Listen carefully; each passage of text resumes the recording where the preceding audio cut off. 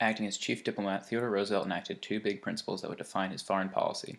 The first was his big stick diplomacy, which comes from his phrase, "Speak softly and carry a big stick.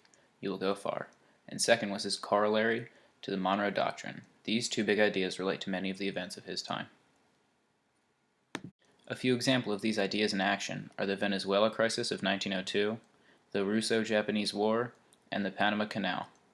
The Venezuela crisis was caused by the Venezuelan government's refusal to pay Germany and Italy in damages. The European nations believed that they deserved money because of the maltreatment of their citizens in Venezuela, but Venezuela thought that it would be protected by the United States of America through the Monroe Doctrine, which was supposed to keep European powers out of the Western Hemisphere. The doctrine, however, did not call for military action, especially not over money.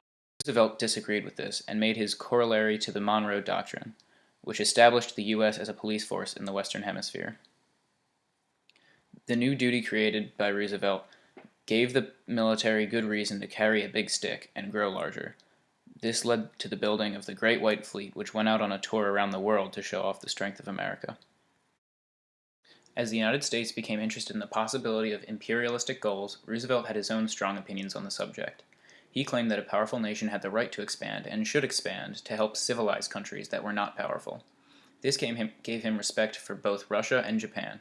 He did not, however, see a benefit in two civilized nations fighting each other. For this reason, he mediated the peace efforts between Japan and Russia during their war in early 1905.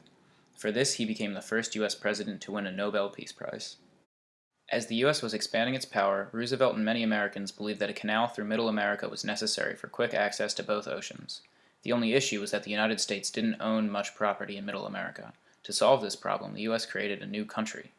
At this point in time, what is now Panama was just a part of Colombia, and there was already French construction on a canal through this part of Colombia. Seeing this opportunity, Roosevelt attempted to lease this land from Colombia, but the Colombians wouldn't agree to the United States' terms. Because of this, the U.S. government sponsored a revolt in Panama, helped to create a new government, and got hold of the canal land for their means.